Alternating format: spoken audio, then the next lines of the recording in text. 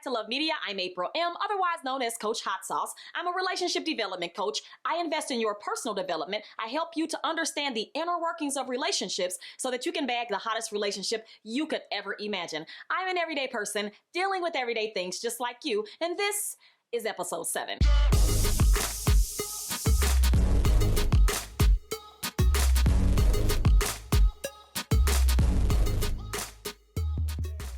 We argue because our needs are not getting met, okay? And there is a space in arguing where you really can get the best out of it if you know how to go about it, okay? So you can intimately and passionately argue, right? So the passionate part is that you are fueled, right? You are feeling, some type of feelings, and you really want to get things out. You really want to let your mate know how you really feel, right? This is something that you're passionate about. You want your mate, right? You want your mate to fulfill a need or desire that you have. As long as it's a healthy need and a healthy desire, that's a great thing. So you want to use that passion that you're having to try to convey the heaviness, right? Or to convey the level of the need or the necessity of that need that you have. If you feel this anger coming up, right? The anger, of course, is because you haven't gotten your need met. You're either re-arguing about the situation or you're simply just not feeling comfortable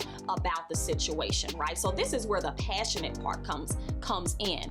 It's going to open the door for you to be able to express how important that particular need is when arguing, right? And so the way that you go about doing that is first think.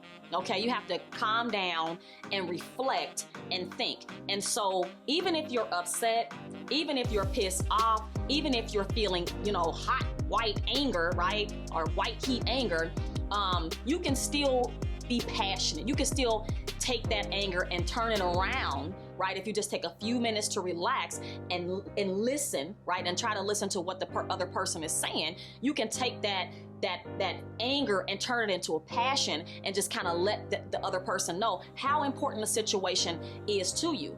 A tip would be no cursing, right? Don't curse and stick to the point, right? Don't go off into what they did last week and what they said last week unless you can talk about what they did or said, in a constructive manner that's only going to help you get what you need, right? So use that anger as passion. A lot of times when we're angry, we don't really want to calm down, because if we calm down, then we kind of feel like we might get hurt, right?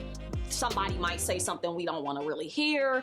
It may come off, feeling like it was too harsh. And so we just stay in this position of anger and we just fire off those darts of whatever it is that we need to say, and we feel like we got everything out, but was it really resolved, right? Like, was the situation really resolved because you were so angry you just said everything that you felt was on your heart, as opposed to taking that anger and turning it into passion and just really getting down deep into the conversation to let your mate know how important this need really is for you. Do you see where I'm going with this? You can use anger and turn it into passion, right? And say, hey, this is really, really important to me. I really need this to happen. And what can I do to help this, situation happen for me, right? And so I'm just going to be looking over here at my notes. Arguing in a non-passionate way can kill intimacy and attraction. Okay, it could just obliterate intimacy and attraction. And so it's going to be very important that passion is used correctly, right? Because the intimate side is going to be affected if you don't do that, right? If you're yelling at him, you're screaming at him, and you're throwing stuff and you're throwing tantrums, it's going to feel uncomfortable. And if you're chronically doing this, right? If you have this, hypercritical,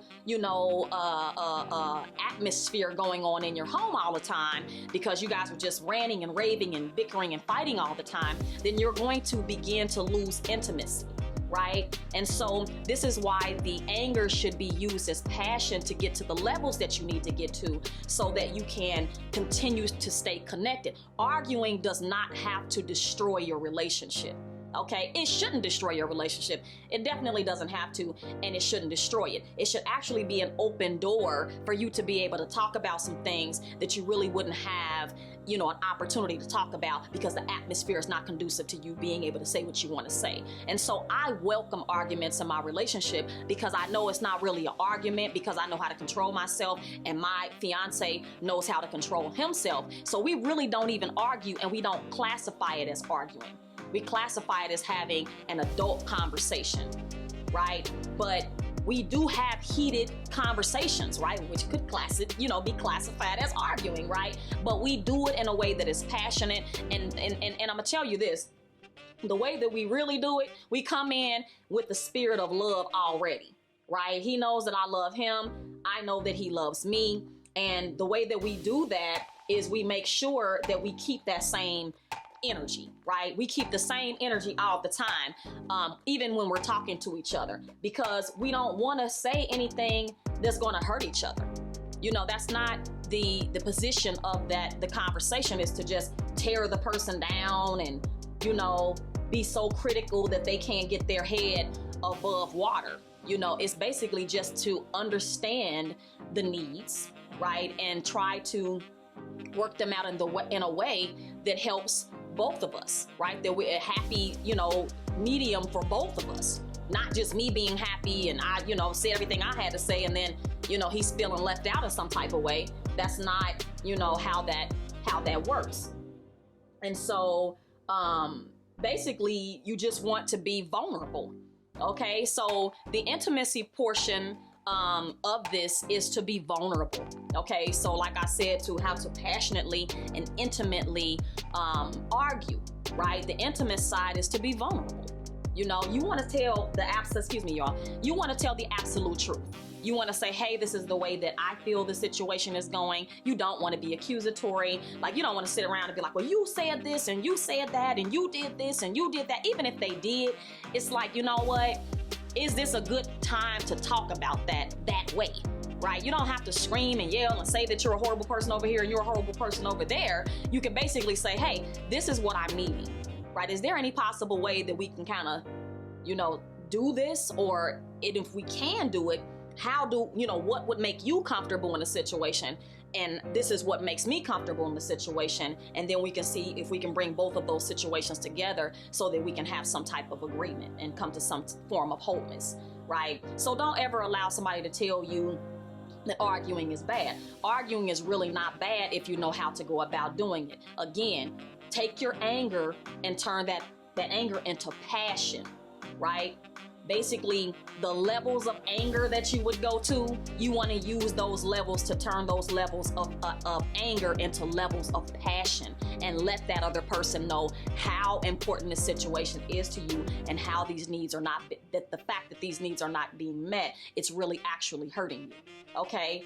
And then for the intimate side, be vulnerable. Right? Be vulnerable and say, hey, I really love you. I really love you. And I really want it to work. And I'm really sorry if I hurt your feelings in this way. I really do want to meet your need. How can I meet your need? And so this is the way that you passionately and intimately argue, so that you can have a wonderful conversation and you all come out on the best end of the spectrum that you possibly can. Okay, so don't shy away from these types of situations. Learn about them, gain the necessary skills so that you can go and here's the thing, once you gain the necessary skills and you do it more and more often, you won't have the fear of arguing, because it won't be an argument. It'll simply be, I have to say this. I know that this person is not going to be upset because I'm coming into the situation and I'm not upset at them. I want to let them know that I love them, and we can work this thing out. And that's the way that you're supposed to open the door to a conversation or argument anyway. Hey, I got something on my mind I want to talk to you about. Remain calm, no yelling, no cursing, and stick to the point, right? Stick straight to the point. Just get straight to the point. Don't go around in circles and tell about what they did last week and, how you said that to me last week and don't do that. Or what you did last time because you didn't resolve it way back when. Don't do that. Don't do that. Stick to the point of what you're concerned about. right now. And even if you do have something to talk about that happened way back then, you know, you want to let that person know, and you really don't even ever want to let it get that far. You want to let somebody know as soon as something happens, you want to let them know, hey, this is not something that I like, right? This is something that makes me feel uncomfortable. And if you want some, you know, tips on open door, right? Open doors to being able to come in and have these, you know, arguments or whatever. When you come in, you want to say things like this, or you want to open the door with something along the lines of, you know, hey, I'm feeling uncomfortable, you know, or, you know, I'm not feeling like myself, or haven't been feeling like myself for a couple of days after this particular incident, right? Or, you know, do you have any time to talk? I just want to run something by you. Right? That's basically how you open the door. And that is a door that's opened in love. That's, you know, you see how that feels? You know, I'm feeling a little uncomfortable about something. Can we talk about it? Right? It's not accusatory. It's not angry. It's not, you know, desperate. It's none of those things. It's basically just saying, hey, you know, and it could be, and it also could imply that there's just a flat out misunderstanding, you know, and it's okay to have a misunderstanding. It happens, right? So at the end of the day, again, to passionately argue means to take that anger that you have and the levels of that anger that you have and turn that into passion, right? And turn that into passion, letting someone know, you know, how important the situation is to you. And as far as being intimate, know that if you use anger as opposed to, you know, passion, then you're going to be putting yourself in a position to kill the intimacy and the attraction in the relationship potentially, right? And you don't really want to do that. And so what you want to do is then you want to move on from passion to intimacy, right? And you want to be vulnerable so that even though you have a issue, the vulnerability is going to, you know, cover and protect your, you know, intimacy and your attraction for the mate that you love so dearly. Okay, guys, that's all I have for you now. Like, share, comment, and let me know what you think of the video. I'll talk to you later. Bye-bye.